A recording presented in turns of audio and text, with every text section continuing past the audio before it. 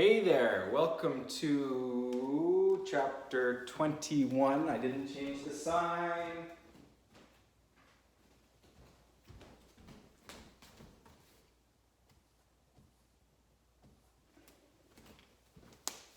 Oh, I guess I probably should have kept that in French.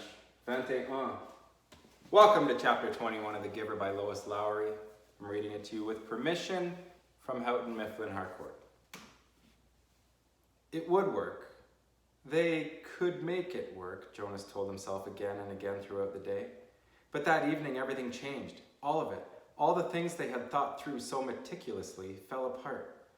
That night Jonas was forced to flee. He left the dwelling shortly after the sky became dark and the community still. It was terribly dangerous because some of the work crews were still about, but he moved stealthily and silently, staying in the shadows, making his way past the darkened dwellings and the empty central plaza toward the river. Beyond the plaza he could see the house of the old with the annex behind it, outlined against the night sky. But he could not stop there. There was no time. Every minute counted now. Every minute must take him farther from the community. Now he was on the bridge, hunched over on the bicycle, pedaling steadily. He could see the dark, churning water far below. He felt surprisingly no fear, nor any regret at leaving the community behind. But he felt a very deep sadness that he had left his closest friend behind. He knew that in the danger of his escape he must be absolutely silent, but with his heart and mind he called back and hoped that with his capacity for hearing beyond, the giver would know that Jonas had said goodbye. It had happened at the evening meal. The family unit was eating together as always, Lily chattering away, mother and father making their customary comments and lies Jonas knew about the day. Nearby, Gabriel played happily on the floor, babbling his baby talk, looking with glee now and then toward Jonas, obviously delighted to have him back after the unexpected night away from the dwelling. Father glanced down at the toddler. "Enjoy it, little guy," he said. "This is your last night as a visitor." "What do you mean?" Jonas asked him. Father sighed with disappointment. "Well, you know, he wasn't here when you got home this morning because we had him stay overnight at the nurturing center. It seemed like a good opportunity with you gone to give it a try. He'd been sleeping so soundly." "Didn't it go well?" Mother asked sympathetically. Father gave a rueful laugh. "That's an understatement. It was a disaster. He cried all night, apparently. The night crew couldn't handle it. They were really frazzled by the time I got to work." "Gabe, you naughty thing," Lily said with a scolding little cluck towards the grinning toddler on the floor. "So," Father went on, "we obviously had to make a decision. Even I voted for Gabriel's release when we had the meeting this afternoon." Jonas put down his fork and stared at his father. "Release?" he asked. Father nodded. "We certainly gave it our best try, didn't we?" "Yes, we did," Mother agreed empathetically. Lily nodded in agreement too. Jonas worked at keeping his voice absolutely calm. "When?" he asked. "When will he be released?" "First thing tomorrow morning. We have to start our preparations for the naming ceremony, so we thought we'd get this taken care of right away." "It's bye-bye to you, Gabe, in the morning," Father had said in his sweet sing-song voice. Jonas reached the opposite side of the river, stopped briefly and looked back. The community where his entire life had been lived lay behind him now, sleeping. At dawn, the orderly, disciplined life he had always known would continue again without him. The life where nothing was ever unexpected or inconvenient or unusual. The life without color, pain, or past. He pushed firmly again at the pedal with his foot and continued riding along the road. It was not safe to spend time looking back. He thought of the rules he had broken so far. Enough that if he were caught now, he would be condemned. First, he had left the dwelling at night, a major transgression. Second, he had robbed the community of food, a very serious crime, even though what he had taken was leftovers, set out on the dwelling doorsteps for collection. Third, he had stolen his father's bicycle. He had hesitated for a moment, standing beside the bike part in the darkness, not wanting anything of his father's and uncertain as well whether he could comfortably ride the larger bike when he was so accustomed to his own.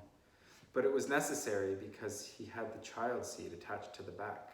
and he had taken Gabriel too. He could feel the little head nudge his back, bouncing gently against him as he rode. Gabriel was sleeping soundly, strapped into the seat. Before he had left the dwelling, he had laid his hands firmly on Gabe's back and transmitted him to the most soothing memory he could. A slow swinging hammock under palm trees on an island someplace, at evening, with a rhythmic sound of languid water lapping hypnotically against a beach nearby. As the memory seeped from him into the new child, he could feel Gabe's sleep ease and deepen. There had been no stir at all when Jonas lifted him from the crib and placed him gently into the molded seat. He knew that he had the remaining hours of the night before they would be aware of his escape, so he rode hard, steadily, willing himself not to tire as the minutes and miles passed. There had been no time to receive the memories he and the giver had counted on, of strength and courage, so he relied on what he had and hoped it would be enough. He circled the outlying communities, their dwellings dark. Gradually, the distances between communities widened, with longer stretches of empty road. His legs ached at first, then, as time passed, they became numb. At dawn, Gabriel began to stir. They were in an isolated place, fields on either side of the road were dotted with thickets of trees here and there. He saw a stream and made his way across a rutted, bumpy meadow. Gabriel, wide awake now, giggled as the bicycle jolted him up and down. Jonas unstrapped Gabe, lifted him from the bike, and watched him investigate the grass and twigs with delight. Carefully, he hid the bicycle in the thick bushes. Morning meal, Gabe. He unwrapped some of the food and fed them both. Then he filled the cup he had brought with water from the stream and held it for Gabriel to drink. He drank thirstily himself and sat by the stream watching the new child play. He was exhausted. He knew he must sleep, resting his own muscles and preparing himself for more hours on the bicycle. It would not be safe to travel in daylight. They would be looking for him soon. He found a place deeply hidden in the trees, took the new child there and lay down, holding Gabriel in his arms. Gabe struggled cheerfully as if it were a wrestling game, the kind they had played back in the dwelling with tickles and laughter. Sorry, Gabe, Jonas told him. I know it's morning, and I know you just woke up, but we have to sleep now. He cuddled the small body close to him and rubbed the little back. He murmured to Gabriel soothingly. Then he pressed his hands firmly and transmitted a memory of deep, contented exhaustion. Gabriel's head nodded after a moment and fell against Jonas's chest. Together, the fugitives slept through the first dangerous day. The most terrifying thing was the plains. By now, days had passed. Jonas no longer knew how many. The journey had become automatic, the sleep by days, hidden in underbrush and trees, the finding of water, the careful division of scraps of food, augmented by what he could find in the fields, and the endless miles on the bicycle by night. His leg muscles were taut now.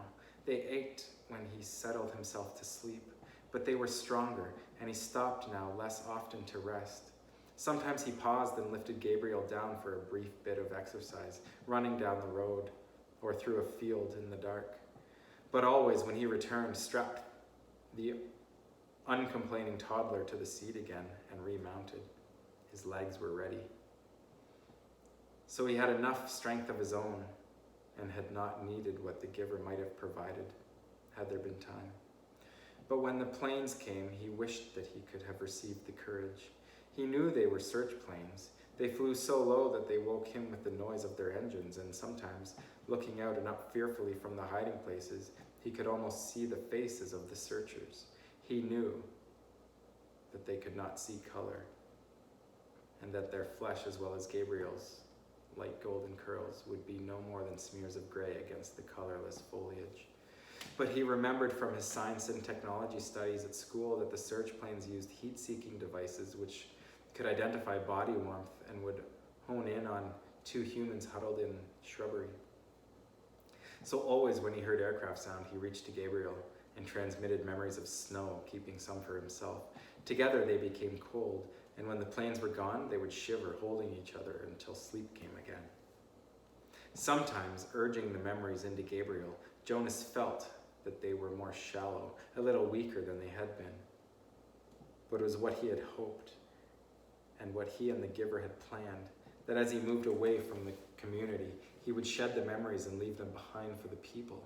But now, when he needed them, when the planes came, he tried hard to cling to what he still had of cold and to use it for their survival. Usually, the aircraft came by day when they were hiding, but he was alert at night too on the road, always listening intently for the sound of engines. Even Gabriel listened and would call out, "Plane! Plane!" sometimes before Jonas heard the terrifying noise. When the aircraft searchers came, as they did occasionally during the night as they rode, Jonas sped to the nearest tree or bush, dropped to the ground, and made himself and Gabriel cold. But it was sometimes a frightening close call. As he pedaled through the nights, through isolated landscape now, with the communities far behind and no sign of human habitation around him or ahead, he was constantly vigilant, looking for the next nearest hiding place, should the sound of engines come. But the frequency of the planes diminished. They came less often and flew, when they did come, less slowly, as if the search had become haphazard and no longer hopeful. Finally, there was an entire day and night when they did not come at all. That's the end of chapter